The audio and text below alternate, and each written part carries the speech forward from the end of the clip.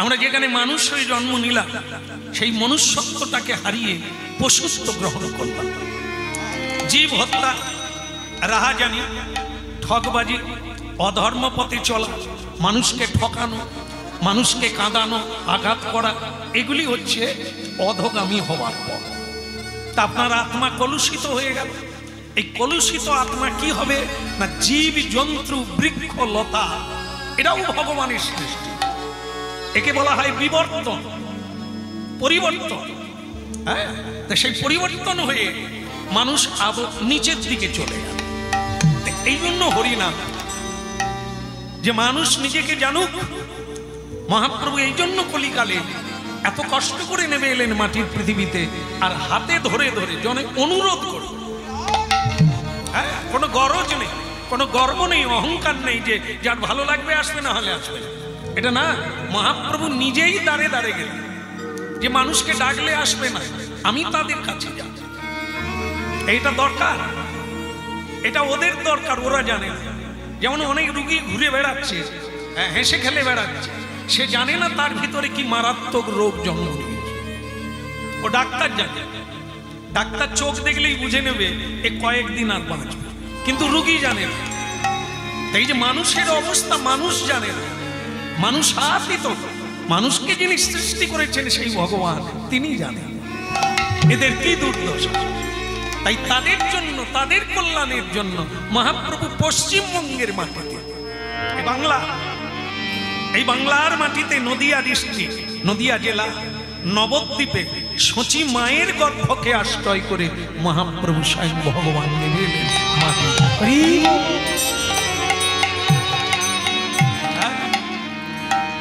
বলি রে বদন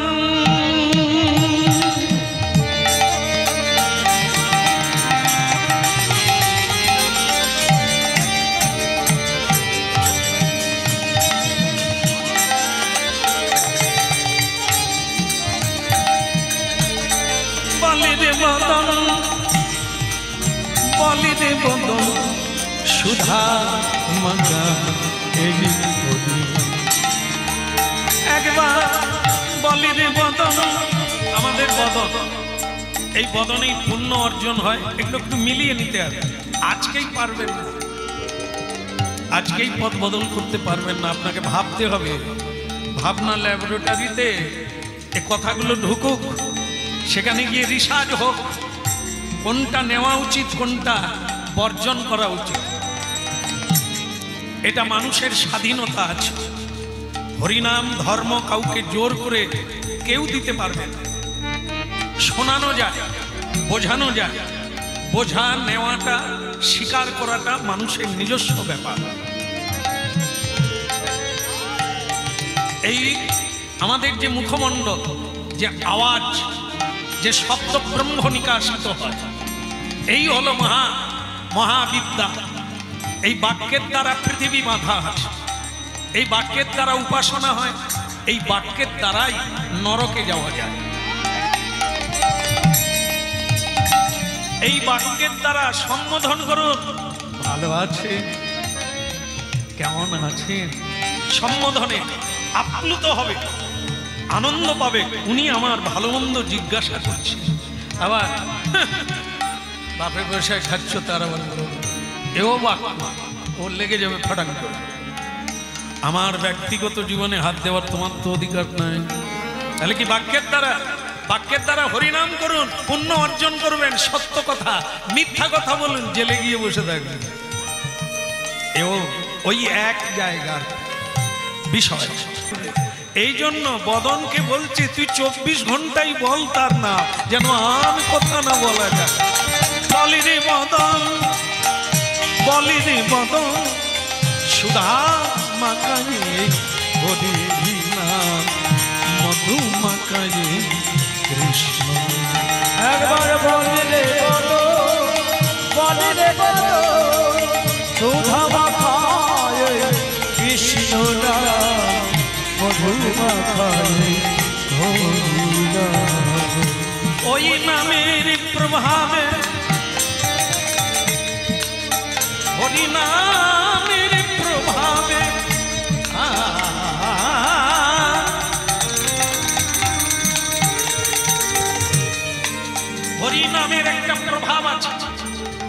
অনাদিকাল থেকে এই হরিনাম আছে, আমরা মরে গেলে তারপরেও হরিনাম থাকবে।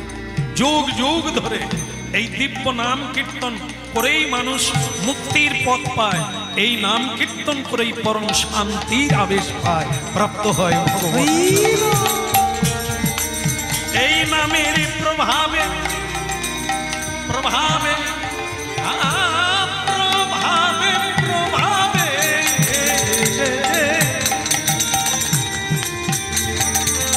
হরিনামের প্রভাবে জ্বালা তুলে যাবে, হরিনামের প্রভাবে ত্রিতাবে জ্বালা তুলে যাবে। আজকে বৃষ্টি পড়ছিল, পড়েনি? হ্যাঁ, ঝড় উঠেছিল।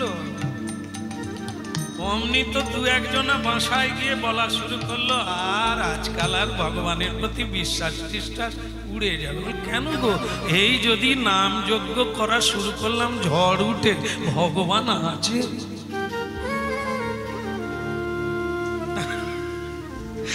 যেদিন নাম বন্ধ হয়ে যাবে না ঝড় হোক, নাম যজ্ঞ চলবে।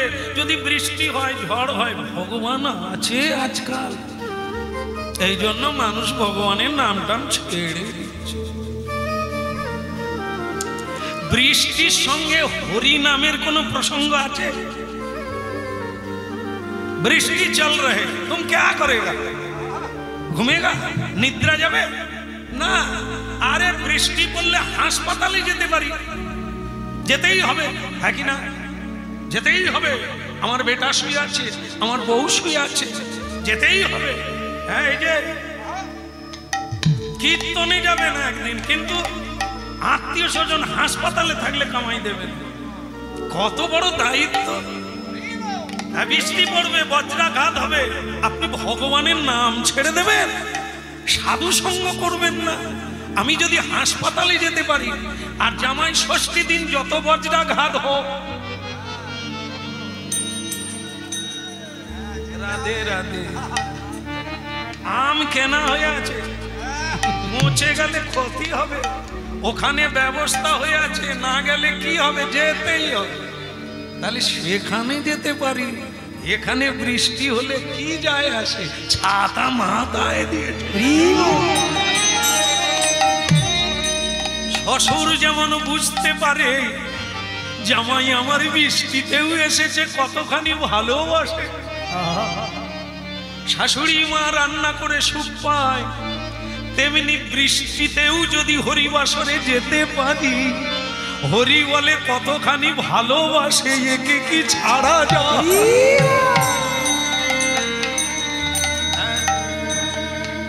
কতখানি ভালোবেসেছ যে চোখের জলে কাঁদছ আমার জন্য। কি করে বুঝবো কপটা চোখের জল ফেলেছ যে তুমি আমায় ভালোবাসো? গানের সঙ্গেও মিল আছে। প্রমাণ কোথায়? ভগবানকে যে ভালোবাসি তার প্রমাণ কোথায়? তার প্রমাণ এটা, সব ছেড়ে দিয়ে তোমাকে চায়, জীবনে সবাই চলে যাক, তুমি যেও না। ভগবান তা, বাকিটা না। দ্রৌপদীজি যখন মানে তার বস্ত্রহরণ হচ্ছিল, সেই জায়গার একটা দৃষ্টান্ত নেই। দ্রৌপদীজি যখন বস্ত্রহরণ হলো, পঞ্চপাণ্ডব মাথা নিচু করলো, ভীষ্মদেব দ্রোণাচার্য মাথা নিচু করলেন, তার সহায় কেউ হলেন না। তখন তিনি কি করলেন? ভগবান জনার্দনকে, ভগবান কেশবকে, যদুপতি ভগবান কৃষ্ণকে ডাকলেন, তার চির সখাকে ডাকলেন। কিন্তু ডাকার একটু ভঙ্গি আছে। কি? আমাদের হাত কটা? তিনটা। খালি ভুল হয়ে যাচ্ছে আজকে। দুটো হাত না, তিনটে। আমি যে বলে ফেলেছি বোধহয় ঠিকই আছে। দুটো হাত তো আছেই, আর একটা অজু হাত আছে না? হ্যাঁ, তাহলে তিনটে হাত। তাই যাই হোক, হ্যাঁ, আমরা কি করি? দ্রৌপদীজির দুটো হাত ভগবানকে ডাকছে, এক হাত দিয়ে ডাকছে। হ্যাঁ, কোথায় কৃষ্ণ, কোথা গোবিন্দ, কোথা যদুপতি, দেখা দাও, কৃপা করো তোমার দাসীরে। ভগবান তখন সেবা পাচ্ছিলেন, ছুটে এলেন, হাফ রাস্তা থেকে ঘুরে পালিয়ে গেল। কারণ কি? আমার দিকে তাকান। কারণ হচ্ছে এটাই, কাহা কৃষ্ণ কোথা কৃষ্ণ কোথা রাস বিহারী গোবিন্দ দেখা এই দেখো দুটো হাতের ব্যবহার দেখো। একটা শাড়ি চেপে ধরে রেখেছে, শাড়ি টানছে না, এটা যাতে না টেনে নেয় পুরো শাড়ি, এটা ধরে রাখছে।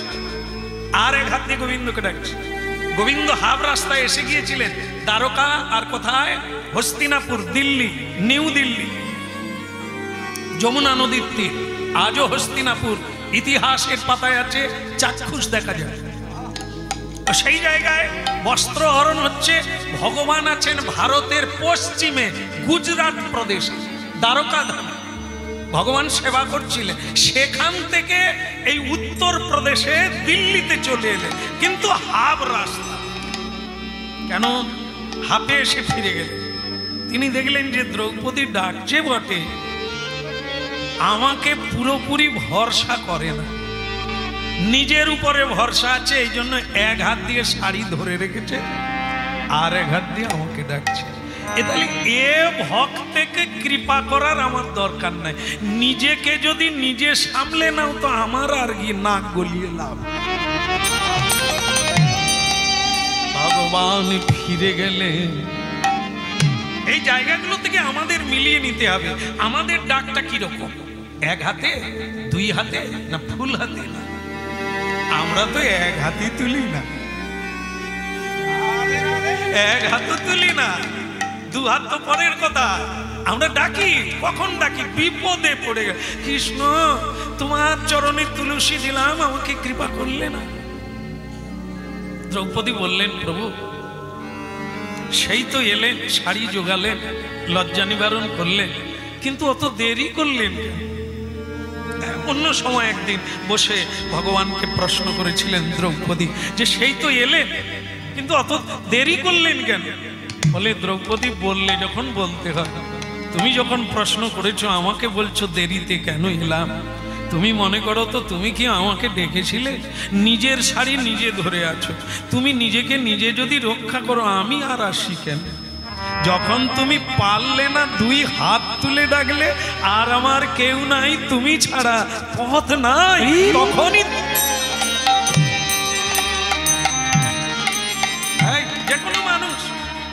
যে কোনো মানুষের ভালোবাসা আদায় করতে গেলে আমাকে কিছু দিতে হবে, প্রমাণ দিতে হবে, দিতে হবেই, না দিলে আসবে না। কিছু না দাও, প্রেম তো দাও। প্রেম মানে ভালোবাসা, প্রীতি, সম্ভাষণ। হ্যাঁ, খেতে না দিতে পারো, মিষ্টি কথা বলো, একটু মধুর করে কথা বলো, ও বস্তু চাইতে অনেক দাম। একটু ব্যবহারটা মিষ্টি করো, বাস তোমার কোনো অভাব থাকবে না। হ্যাঁ, তিক্ত কষায় আর তিরস্কারের সুরে কথা বলো না, পৃথিবীতে সবাই তোমার শত্রু বেনে যাবে। এই জন্য এই প্রমাণগুলো নিতে হবে। আমরা যে ভগবানকে ভালোবাসি তার প্রমাণ কোথায়? সব ছেড়ে দিয়ে দু হাত তুলে রেখেছি যে তুমি ছাড়া আমার কেউ নেই।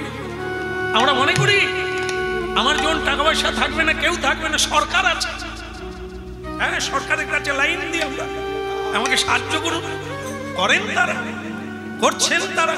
আমরা তাদের কাছে ভাবি যে এরাই আমাদের কৃপা করবে। ধনাঢ্য ব্যক্তির কাছে যাই, বলবানের কাছে যাই, ধনবানের কাছে যাই, কিন্তু ভগবানের কাছে যাই না।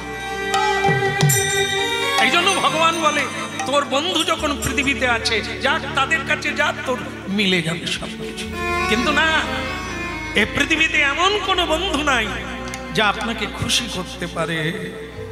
এ তো লেনা দেনা, এখানে দেবেন তবে পাবেন, না দিয়ে পাবেন না। ওটা একটা জায়গা, ঈশ্বর।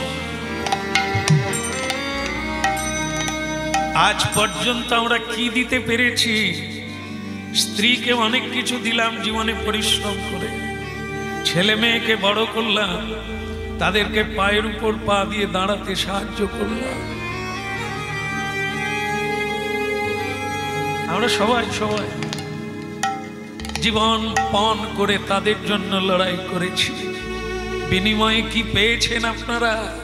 চোখের জল, বুক ভরা ব্যথা। অনেকে কাঁদছেন হাউমাউ করে, অনেকে গুমরে গুমরে কাঁদছে। কিন্তু একবার ভেবে দেখেছেন এখনো বেঁচে আছেন কোন আত্মীয়ের কৃপায়?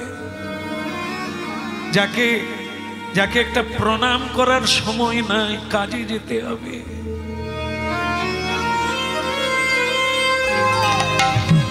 প্রতিদিন সকালে সন্ধ্যায় গুরু মন্ত্র জপ করার সময় নাই আমাদের, অথচ সেই সময়টা তিনি দিয়েছে। তিনি যদি রাস্তার মাঝখানে তুলে নেন, আপনি সময় পাবেন। যে এখনো সময় দিয়েছে, শ্বাস প্রশ্বাস চলছে, কি অকৃতজ্ঞ আমরা। যে এত দিল, এত সুন্দর দেহ দিলেন, চোখ দিলেন পৃথিবীকে দেখার জন্য, তাকে প্রণাম করারও সময় নাই। আমি তো রজনীকান্ত কি সুন্দর গান লিখেছে, আমি তো তোমারে চাইনি জীবনে, তুমি অভাগারে চেয়েছো। আমি তো তোমারে, অনুভব করো, অনেককে ডেকেছি, অনেকের কাছে গিয়েছি, কিন্তু ঈশ্বরকে ডাকিনি। আমি তো তোমারে চাইনি জীবনে, তুমি অভাগারে চেয়েছো। আমি না চাইতে, এই জায়গাটা হৃদয় মাঝারে, আমি না চাইতে হৃদয় মাঝারে নিজে এসে দেখা দিয়েছ। আমি তো তোমারে চাইনি জীবনে, তুমি অভাগারে। যাকে আমরা কেউ খুঁজিনি কোনোদিন, এসো বলে আসন দিই।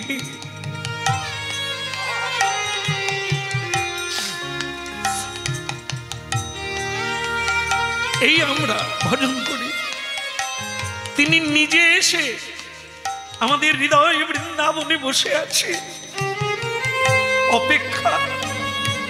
তোর কত আপনজন আছে তুই বুঝে নে, যেদিন কেউ থাকবে না সেদিন আমি আছি। আমি তোকে সব, আমি তো তোমারে চাইনি জীবনে, তুমি অভাগারে চির আদরের বিনিময়ে সখা। চির আদর, যার সবচাইতে বেশি আদর পাওয়ার কথা, যিনি আমাকে এত শক্তি দিয়েছে, এত বুদ্ধি দিয়েছে, যার দ্বারা আমি এত গান গেয়ে মানুষের ভালোবাসা পেলাম, তাকেই তো আমার আদর করা দরকার ছিল। চির আদরে বিনিময়ে সখা, চির অনাদর পেয়েছ। আমি তো তোমারে চাইনি জীবনে, তুমি অভাগারে চেয়ে।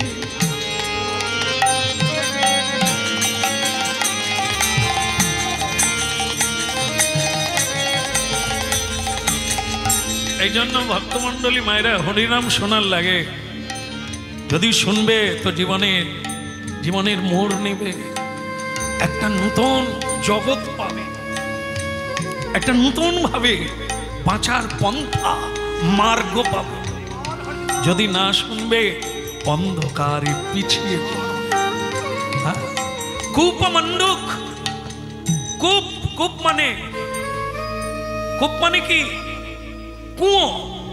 কুয়োর কিছু ব্যাঙ আছে দেখবেন, কুয়োতেই জন্ম নিয়েছে, কুয়োতেই তাদের মৃত্যু, তারা পৃথিবীটা দেখলো না। ওই ঝগড়াঝাটি করে কখনো বিষ খেতে যায়, কখনো গলায় দড়ি দিতে যায়, কখনো মরতে যায়।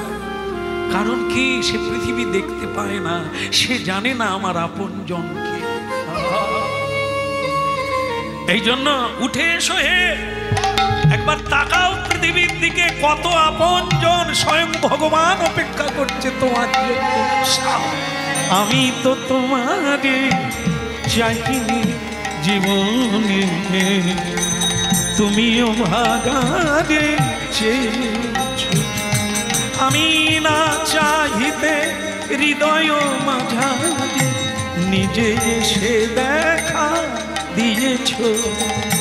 আমি তো তোমারে চাইনি জীবনে, তুমিও ভাগারে চেয়েছো।